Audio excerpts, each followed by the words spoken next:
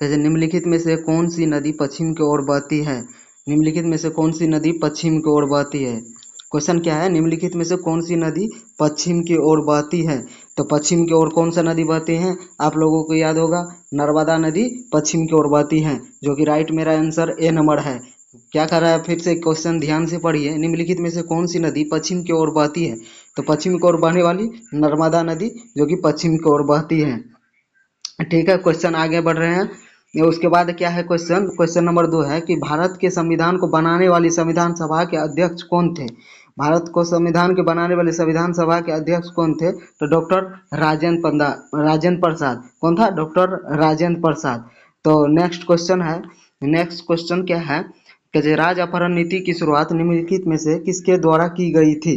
राज फिर से क्वेश्चन ध्यान से सुनिए, ये सब क्वेश्चन लड़ने वाला क्वेश्चन है कि राज्य अपहरण नीति की शुरुआत निम्नलिखित में से किसके द्वारा की गई थी?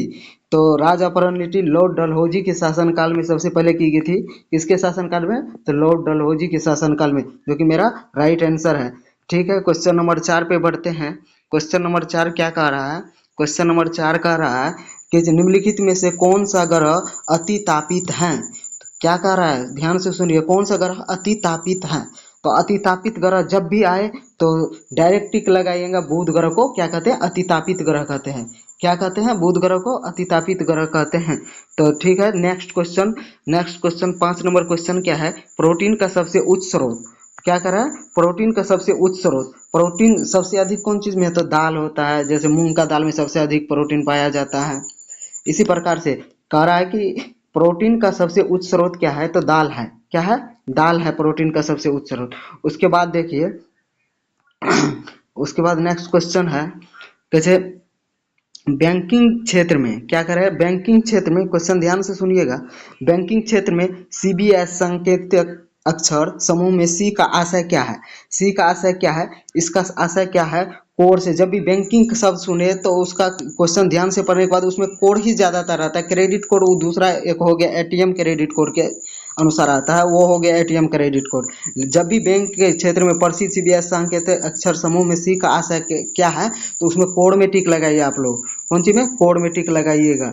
नेक्स्ट क्वेश्चन है आप लोगों का, नेक्स्ट क्वेश्चन क्या है? नेक्स्ट क्वेश्चन है कि राज्य सरकार को सबसे अधिक राजस्व प्रदान करता है। तो राज्य सरकार को सबसे अधिक राजस्व प्रदान करता है बिक्री कर। कौन कर? बिक्री कर सबसे अधिक राजस्व प्रदान करता है राज्य सरकार को। राज्य सरकार को बिक्री कर सबसे अधिक राजस्व प्रदान करता है।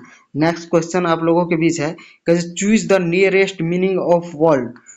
Choose the nearest meaning of world obligatory. Obligatory इसका क्या होगा आंसर? आप लोग कमेंट कीजिए फास्ट, कमेंट फास्ट। इसका क्या आंसर होगा? इसका आंसर होगा रिक्वायर्ड। क्या आंसर होगा? आंसर रिक्वायर्ड, जो कि ऑप्शन नंबर सी है। क्या होगा? रिक्वायर्ड। नेक्स्ट क्वेश्चन आप लोगों के आगे बढ़ रहे हैं कि क्षोभ मंडल की मोटाई बढ़ सकती है किसके कारण? क्षोभ मंडल की मोटाई बढ़ सकती है किसके कारण? तो गर्मी के कारण क्षोभ मंडल की मोटाई बढ़ सकती है, जिससे पराबैंगनी किरण डायरेक्ट नीचे पृथ्वी को आएगा और जितने भी मनुष्य है उसके त्वचा कैंसर सबसे अधिक होने लगेगा। इसलिए क्षोभ मंडल की मोटाई परत बढ़ सकती है किसके कारण? अत्यधिक गर्मी के कारण, यानी कि क्लोरोफ्लोरोकार्बन है, जिसके कारण क्षोभ मंडल में क्या होता है? छेद हो जाता है, जिससे क्या होता है? पराबैंगनी किरण सीधे धरती पर पड़ता है और जिसके भी त्वचा पे पड़ेगा उसको क्या हो जाएगा? कैंसर का रूप ले लेगा। ठीक है, नेक्स्ट क्वेश्चन आप लोगों के बीच नेक्स्ट क्वेश्चन क्या है? नेक्स्ट क्वेश्चन है कि भारत के संविधान निर्माताओं ने निम्न में से कौन सा लक्षण अमेरिका के संविधान से लिया गया है? देखिए, बहुत अच्छा क्वेश्चन है कि भारत के संविधान निर्माताओं ने निम्न में से निम्न में से कौन सा लक्षण अमेरिका के संविधान से लिया गया? जब भी अमेरिका का बात करें, अमेरिका के संविधान से क्या क्या लिया गया? देखिए, न्याय समीक्षा ये भी लिया गया है, मौलिक अधिकार ये भी लिया गया है, सर्वोच्च न्यायालय पदों से हटाने का प्रक्रिया ये भी अमेरिका से ही लिया गया। इसका ऑप्शन क्या हो जाएगा? ऑप्शन नंबर डी, उपरोक्त सभी। क्या हो जाएगा? उपरोक्त सभी। उसके बाद देखिए क्वेश्चन नंबर 11 है। क्वेश्चन नंबर 11 क्या है? क्वेश्चन नंबर 11 ध्यान से देखिएगा कि भारतीय संस्कृत का स्वर्ण युग कहा जाता है। भारतीय संस्कृत का स्वर्ण युग किसको कहा जाता है? भारतीय संस्कृत का स्वर्ण युग किसको कहा जाता है? गुप्त काल को स्वर्ण युग कहा जाता है। याद रखिएगा ध्यान से, क्वेश्चन बहुत अच्छा क्वेश्चन है ये कि भारतीय संस्कृत का स्वर्ण युग कहा जाता है किसको? गुप्त काल को।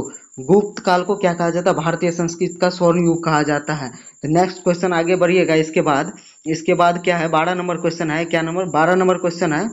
12 नंबर क्वेश्चन है। 12 नंबर क्वेश्चन है। 12 नंबर क्वेश्चन है कि निम्न में से किसने टका अथवा रुपया से अभिहित चांदी की मुद्रा का परिवर्तन किया था? कि निम्न में से किसने टका, जब भी टका अथवा रुपया से अभिहित चांदी की मुद्रा का परिवर्तन किया था, तो डायरेक्ट ऑप्शन लगाया शेरशाह सूरी। कौन? शेरशाह सूरी। जब भी चांदी का टका अभिहित चांदी का मुद्रा का परिवर्तन किया तो कौन सा? शेरशाह सूरी के समय में ही, जो कि ऑप्शन नंबर ए है। शेरशाह सूरी के समय में ही मुद्रा का क्या किया था? परिवर्तन किया गया था। परिवर्तन का मतलब समझ रहे हैं ना आप लोग? मतलब बदला गया था, बदला गया था। उसके बाद नेक्स्ट क्वेश्चन है क्वेश्चन नंबर 13। नेक्स्ट क्वेश्चन है क्वेश्चन नंबर 13। नेक्स्ट क्वेश्चन क्या है? क्वेश्चन नंबर 13 में देखिएगा आप लोग, क्या है कि भारतीय नौसेना के जहाज गुलदारों से देश का पहला अंडर वाटर म्यूजियम कहाँ बनाया गया था? अंडर वाटर म्यूजियम कहाँ बनाया गया था? अंडर वाटर म्यूजियम कमेंट कीजिए फास्ट, कमेंट कीजिए फास्ट। कहाँ बनवाया गया था? महाराष्ट्र में। कहाँ बनवाया गया था? महाराष्ट्र में। नेक्स्ट क्वेश्चन अब देखिए। अब क्वेश्चन नंबर आप लोगों के बीच नेक्स्ट क्वेश्चन क्या है? नेक्स्ट क्वेश्चन क्या है? नेक्स्ट क्वेश्चन देखिएगा। नेक्स्ट क्वेश्चन देखिएगा, थोड़ा और जूम कर लेते हैं जिससे आप लोगों को देखने में कठिनाई नहीं होगी। नेक्स्ट क्वेश्चन देख लीजिए। नेक्स्ट अंतर्राष्ट्रीय स्थिति रेखा क्या कर रहा है? अंतर्राष्ट्रीय स्थिति रेखा क्या कर रहा है? अंतर्राष्ट्रीय तिथि रेखा कौन है? अंतर्राष्ट्रीय तिथि रेखा का जब भी बात करें, अंतर्राष्ट्रीय कौन सी तिथि रेखा का जब भी बात करें तो 180 डिग्री पूर्व देशांतर की ओर होगा। क्या होगा? 180 डिग्री पूर्व देशांतर की ओर होगा। फिर से क्वेश्चन पूछिए। इस क्वेश्चन में बहुत आदमी धोखा खा जाते हैं। देखिए फिर से देखिए क्वेश्चन। अंतर्राष्ट्रीय तिथि रेखा कौन है? अंतर्राष्ट्रीय तिथि रेखा तो 180 डिग्री पूर्व देशांतर रेखा को ही तिथि रेखा। 0 डिग्री देशांतर भी है ऑप्शन में, ध्यान से देखिए। 0 डिग्री देशांतर भी है, लेकिन 90 डिग्री पूर्व देशांतर भी है। क्वेश्चन ध्यान से देखिए। अंतर्राष्ट्रीय तिथि रेखा पूछ रहा है, कौन? तिथि रेखा। तो इसमें कौन में टिक में होगा?